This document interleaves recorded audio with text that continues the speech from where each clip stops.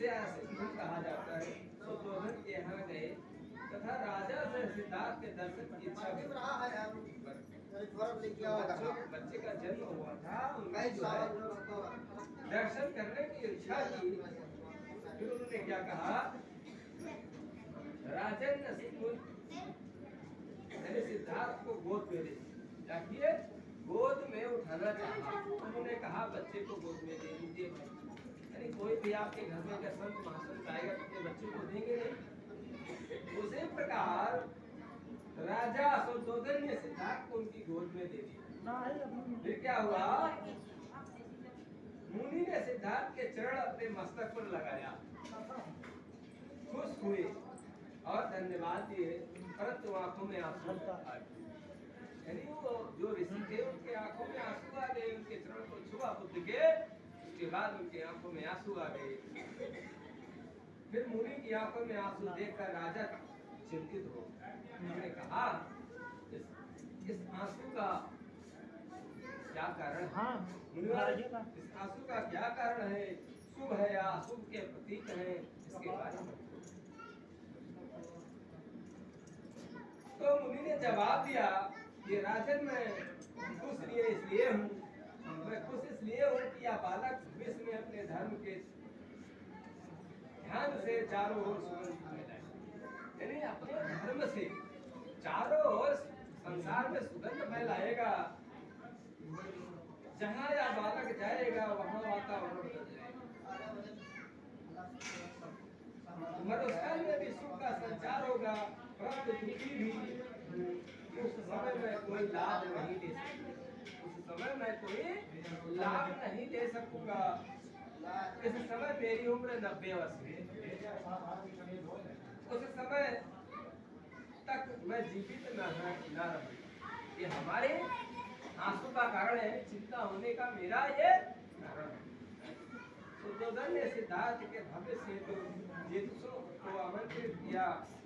जित्सु ने बताया कि यह बालक या तो चक्रवर्ती सम्राट बनेगा या तो व्यस्त को त्याग करके धर्म का परिवर्तन हो, किसी अच्छे धर्म का। तब क्या होता है, यानी कि बुद्ध की यात्रा चलती है।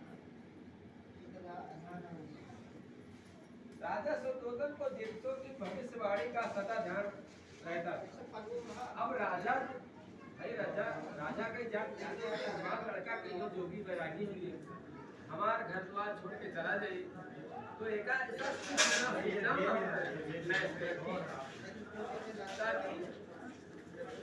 मन सुविधा में विलीन हो जाए।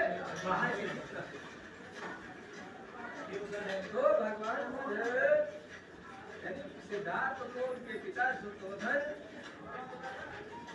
चक्रवर्ती सम्राट बनेंगे या समस्त नए धर्म का निर्माण करेंगे, ऐसे बातों को सोच के उनके मन में डर समा कि मेरा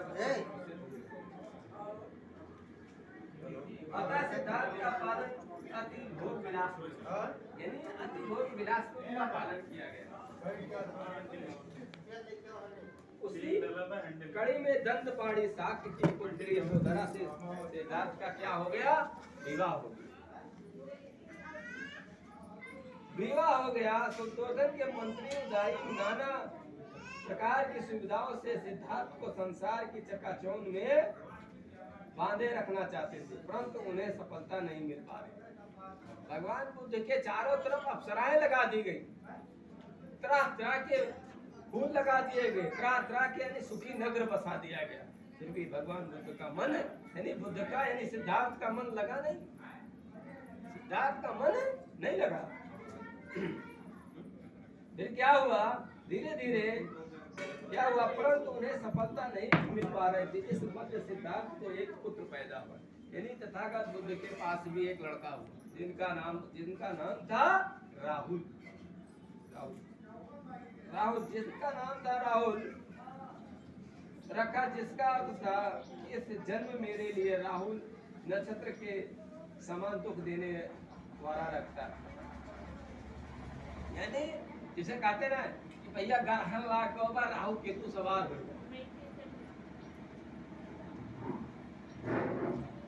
तो ये राहुल नाम बच्चे का था, यानी बुद्ध के, यानी सिद्धार्थ जो थे उनके बच्चे का नाम राहुल था। तो राहुल नक्षत्र, यानी राहुल नक्षत्र यानी कष्ट देने वाला नक्षत्र, उनको ऐसा प्रभावित हुआ कि उन्होंने कि अब हमारे पैर में बाधा है।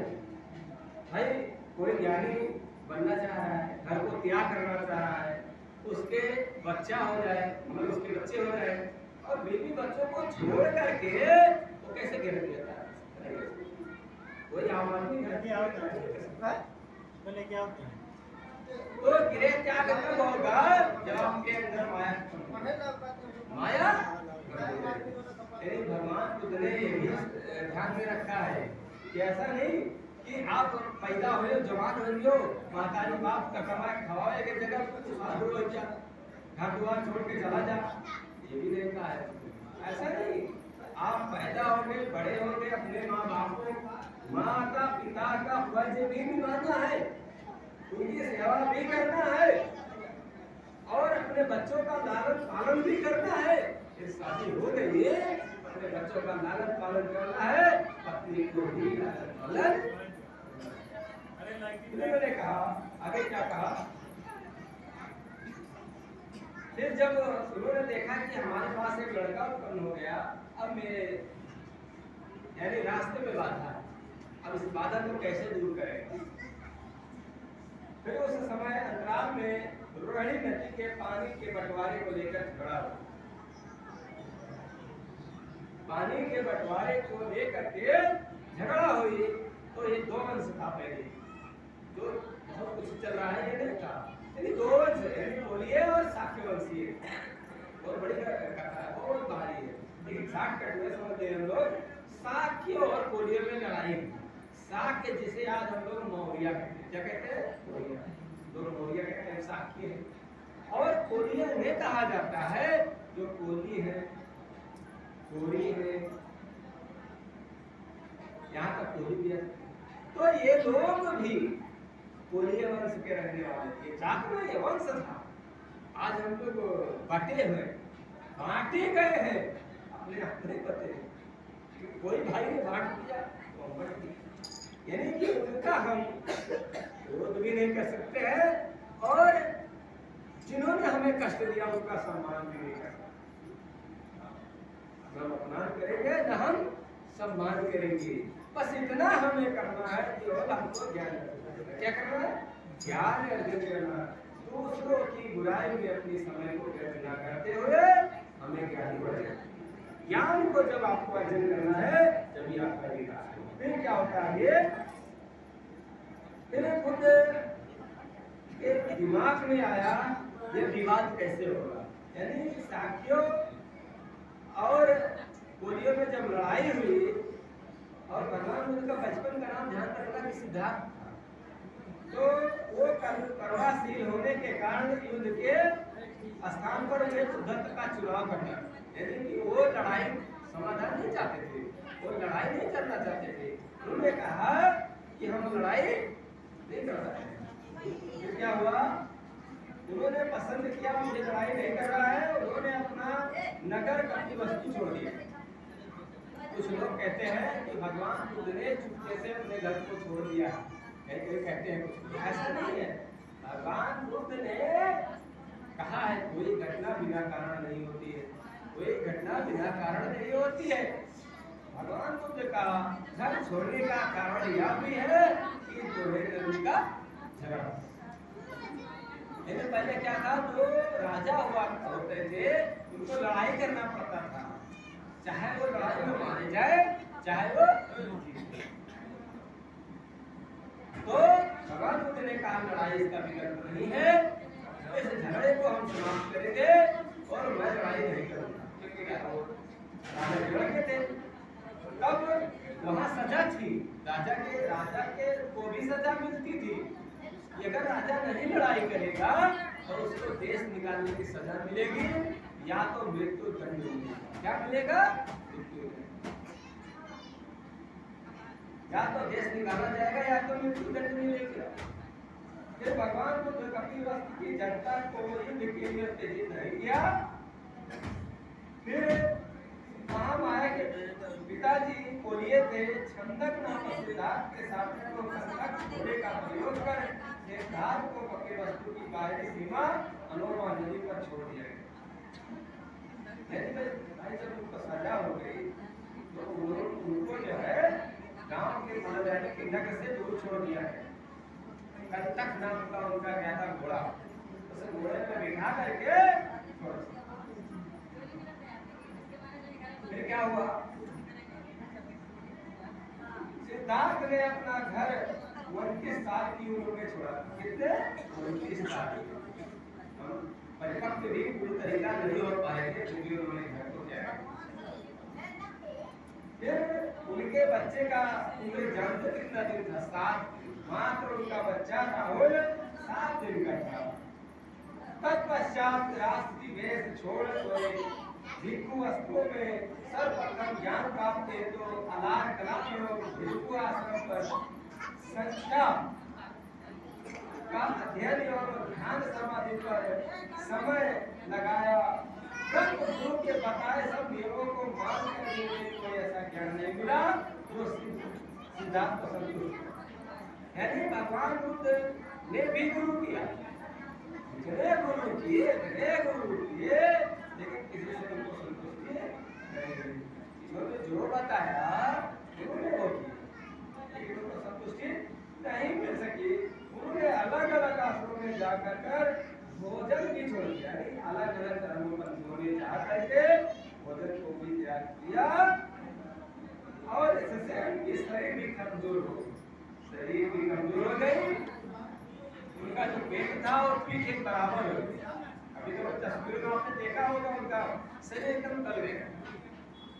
वो तप के कारण, तपस्या के कारण, ये सब कुछ करने के बाद क्या हुआ? उन्हें भोजन की कमी के कारण उनकी पीठ और पेट एक हो गए। साधारण भाव में खड़े नहीं हो पाए, वो खड़े नहीं हो सकते थे। इतनी उनकी दशा खराब हो गई, वो खड़े नहीं हो। फिर क्या किया उन्होंने? उन्हीं दिनों गया के पास बिहार में निरंजना नदी के किनारे सुजाता नामक ग्वाला की पुत्री, जिसे हम यादव को ग्वाल भी कहा जाता है ना। ये ग्वाला की पुत्री के सिद्धार्थ गौतम को खीर खिलाए, इससे सिद्धार्थ को शरीर में ऊर्जा का बोध हुआ। तत्पश्चात एक माह बाद थोड़ा भोजन लेकर वो अकेले अपने प्रयास से कुदरत की प्राप्ति के लिए श्रवण कर रहे हैं। श्रवण यानी चलने लगे। थोड़ा एक बैग भोजन अगर खाएंगे तो तो मर सकते हैं ना। थोड़े तो एक बैग कोई भी चीज नहीं आएगी। उसी प्रकार ज्ञान भी एक बैग आपको नहीं आने वाला। एक कथा से आपको कुछ नहीं समझ में आया, क्यों जानकारी हो। निरंतर करने से आपको फायदा मिलेगा। तो उन्होंने क्या किया कि खाने से सिद्धार्थ गौतम के 5 तपस्वी साथ नाराज होकर छोड़ दिए। उनके साथ जो संगी थे वो छोड़ दिए, साथ छोड़ दिए। 5 तपस्वियों ने उनका साथ छोड़ दिया कि इन्होंने धर्म को भ्रष्ट कर दिया, इन्होंने भोजन कर लिया। उनकी दृष्टि में समाधि के लिए भूखों मरना अनिवार्य शब्द, यानी भूखों मर जाना। उनके जो साथी से थे, भूखों मर जाओ लेकिन ज्ञान आपको आना चाहिए। मर जाओ, खाना मत। जबकि बिना शरीर स्वस्थ रहे कुछ भी नहीं हो सकता। बुद्ध को और रूपन की बात है। इसका आह्वान कैसे किया जाता है? हमने बुद्ध को नमस्कार किया, कैसे किया जाता है? धम्म सवारितो कालो वदन्ता, धम्म सारतो कालितो वदन्ता, धम्म कालितो वदन्ता। ये हम क्या कहा है? इसका हिंदी समझिए। हमने कहा हे मानवीय धर्म बंधु या धर्म श्रवण करने का समय, यानी ये समय जो चल रहा है ज्ञान का प्रचार करने का समय है, हमको विचरण करने का समय है, चलने का समय है, लोगों को बताने का समय है। नहीं तो आगे दशा बहुत खराब होगी। यानी कि जब आप सारी समस्या का समाधान करने के पास सारे धर्म के लोग बुद्ध को मानते हैं, सारे धर्म के लोग बुद्ध को मानते हैं। किस लिए मानते हैं? क्योंकि उसने कहा सारे मानो एक समान है। वो न स्वर्ग की लालच देते हैं, न नरक का डर। और धर्म में ध्यान रखना, न इसमें स्वर्ग मिलेगा आपको, न नरक। इसमें नरक का भी डर नहीं है। कि अगर आप अच्छा कर्म करोगे तो आपको अच्छा फायदा मिलेगा, अगर आप बुरा कर्म करोगे तो आपको नहीं मिलेगा। अंदर को सब मिल जाए। और अन्य धर्म में होता होगा, कुछ लोग कहते भी हैं तो उनकी मनसा है, उनको कहने की बात है, वो अपना अपना है। तो भगवान बुद्ध का मत है। फिर क्या कहा इन्होंने? कारयाकरस्तु कुलेशन यंतन संतन पतिवेशन सकतो सुगत सोचतो सावत्य तरसु गायत्री साधोस्तो सुरतो जानवत तिसतो साग्रहता सतेंद्रो चारिपरतो चावजनो कोस्थान सुरतो संतच्छा भोजन समचार यस्न योग्य सुखि पयोदसन सुखिनो वाकेनो होतो सभ्य संता भवन्तु सुखिता चेता कविता पारवृता असमनदावृतावस्य निगावा मंत्रस्तमचिता मुस्कारुतरुतत्तत्सुरा कृष्णता सायता जगश्चाचारुतवपुण्यवन्ते अद्दमुरे भूषाता समेतसी उपास्तवे संताभवन्ति सुखिता नापरो परम नित्वत्वमेत्य नात्यस्त्रगता विरेच्य वैस्तसन्ना पठितसन्न्यासनस्तनस्य दुःख देहस्य मातायता नित्यं उत्तमय सताय कवतानमस्ते नमपत्ये सर्वभूतेषु मानस्य भावे अभिमानं मेतस्समन्यस्त्रमानं स्वभावजयमान अपारिमाणं करोतां धोनिरता सर्वपासगन्ता अत्यपातं विसनस्ता चरमनिरस्तन्नमस्तन्न साधवसंसविगतो यत्ता संत्यो दृष्टिय ब्रह्म यशोद्य विकार्यारं निवासमायुतस्तुन् सब पाकवस्त्र ग्रहण कुसलत संपदा सचित्ता पंचवदंता नेतं शुद्ध शास्त्रं धम्मचर्य शुद्धा मनसे से रूप धम्म पापस्य कर्ण कुसलस्य संपदा सचित्ति परिदोषं एकं शुद्ध शास्त्रं धम्मचर्य सुचित्तं तायतं शुद्धहि दुश्चर्य च धम्मचारि सुख्यं केत्य स्मृति लोके परिन्द्र नाकावता धम्मधर्म यावता गौरसति यो च प्रत्युत्तान् सुखान् धम्मकारेण सत्ति सहि धम्मधरो यो धम्मं तपस्समजति यद्यते शरणं वरं धम्मं